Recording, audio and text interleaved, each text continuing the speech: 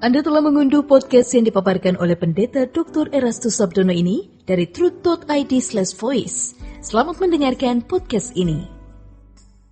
Shalom saudara, bersyukur untuk pagi, hari, siang, sore, malam yang baik yang Tuhan berikan kepada kita. Hari ini saudaraku 7 Agustus.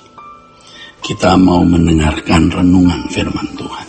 Saudara, banyak orang takut ya mendengar kata sempurna. Dan kemudian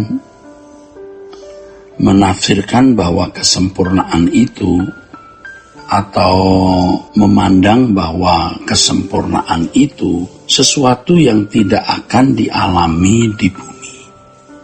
Tidak akan dialami di bumi. Kesempurnaan hanya di surga. Padahal Tuhan Yesus sendiri berkata di dalam Matius pasal 5 ayat 48 bahwa kita harus sempurna. Itu jelas sempurna harus hari ini. Dan sebelum Yesus berkata kamu harus sempurna seperti Bapa, Yesus sudah menyampaikan khotbah-khotbah yang dikenal sebagai khotbah di bukit. Jadi kalau seseorang belajar kebenaran yang dikhotbahkan Yesus, bisa mencapai kesempurnaan, bukan tidak bisa. Nah, sempurna seperti Bapa itu bukan berarti lalu kita menyamai Allah Bapa. Kita tidak mungkin bisa menyamai Allah Bapa, saudara. Tidak mungkin. Tetapi kita bisa melakukan segala sesuatu selalu sesuai dengan pikiran dan perasaan Allah Bapa. Ya. Nah, Tuhan melatih kita loh untuk bisa sempurna seperti Bapa. Tuhan memberikan kepada kita pengalaman-pengalaman hidup, ya, ujian-ujian, dari ujian-ujian yang sederhana sampai ujian-ujian yang berat. Bagaimana menyelesaikan masalah-masalah tersebut? Nah, kita harus membaca Alkitab. Di Perjanjian Lama kita menemukan tindakan-tindakan Allah, juga tindakan tokoh-tokoh iman yang diperkenan oleh Allah. Dari hal itu kita bisa mengenal bagaimana Bapa di surga bersikap. Atau kita bisa mengenal bagaimana hakikat Allah kita. Lalu di Perjanjian Baru kita menemukan kebenaran-kebenaran yang diajarkan Tuhan Yesus. Kita bisa memiliki kecerdasan rohani untuk bisa mengerti bagaimana memecahkan masalah-masalah yang kita hadapi. Saya ulangi saudara, Tuhan memberikan kita masalah-masalah sederhana. Ibarat orang belajar matematik dari angka 3 ditambah 3. Nanti 3 kali 3. Dan seterusnya. Tuhan pasti membuat semacam kurikulum atau program untuk setiap individu mengalami proses pertumbuhan. Dan Allah cakap sekali karena Allah itu arsitek jiwa yang mengubah jiwa dengan sangat sempurna. Oleh sebab itu saudara, kita percaya bahwa kesempurnaan itu bisa kita capai. Tentu kesempurnaan setiap orang itu beda. Itulah sebabnya firman Tuhan mengatakan ada yang diberi banyak, ada yang diberi sedikit. Yang diberi banyak dituntut banyak. Yang diberi sedikit dituntut sedikit. Ya. Nah, sempurnanya si A dengan sempurnanya si B itu beda, saudaraku. Ya.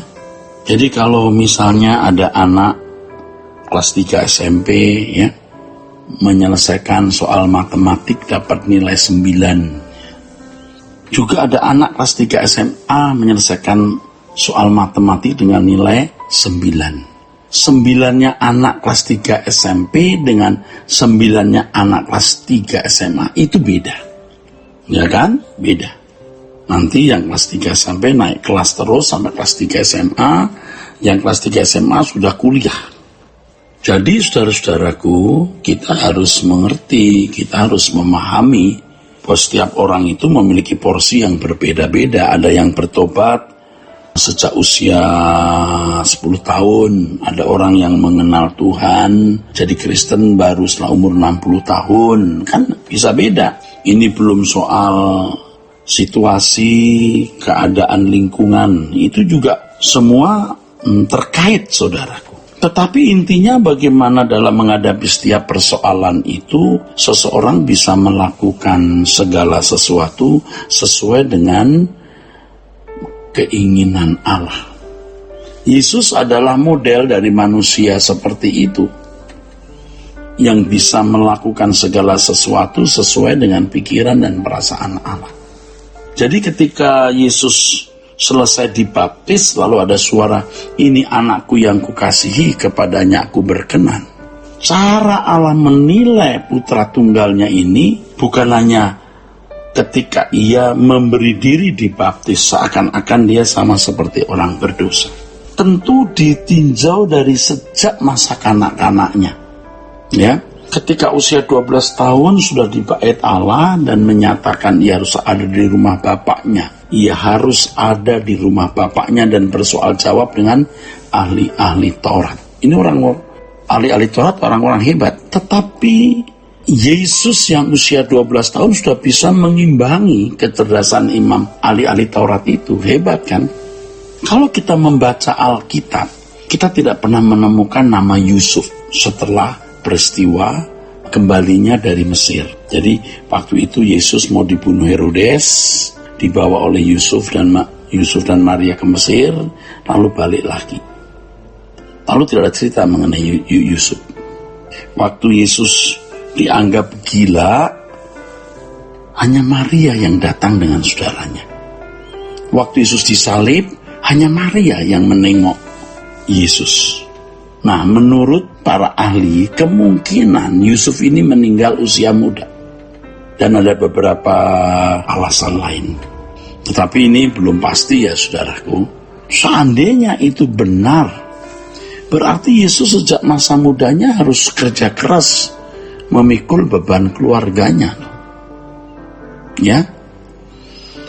Tetapi begini saja, saudara. Intinya bahwa Yesus dinilai Allah Bapa, bahwa dia berkenan itu bukan hanya pada waktu dia selesai dibaptis, bukan hanya karena satu tindakan dibaptis itu, tetapi sejak muda, sejak kanak-kanak, remaja, pemuda, ia menampilkan kehidupan yang berkenan kepada Allah. Nah, ini sempurna namanya. Yang kemudian, saudaraku, di dalam Filipi pasal 2 dari ayat 5, 6, 7, 8, 9 dikatakan bahwa dia taat sampai mati, bahkan mati di kayu salib.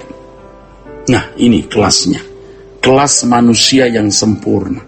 Ibrani pasal 5 ayat 7 sampai 9, dia belajar taat dari apa yang dideritanya walaupun dia anak Allah. Setelah mencapai kesempurnaan, ia menjadi pokok keselamatan bagi orang yang taat kepadanya. Nah, dia menjadi manusia yang sempurna. Nah, inilah kesempurnaan yang Allah kehendaki juga kita capai, kita alami, saudaraku. Ya, supaya sama seperti Yesus mendapat pengakuan dari Bapa, "Ini anakku yang kukasihi, kepadanya aku berkenan." Demikian juga pengakuan itu kita miliki. Sola Gracia. Untuk berlangganan renungan harian dalam bentuk cetak, silakan hubungi Truth Literatur di nomor telepon 0878 7870 7000.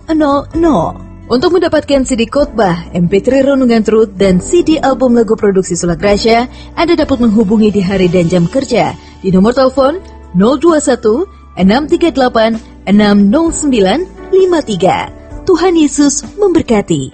Sola Gracia.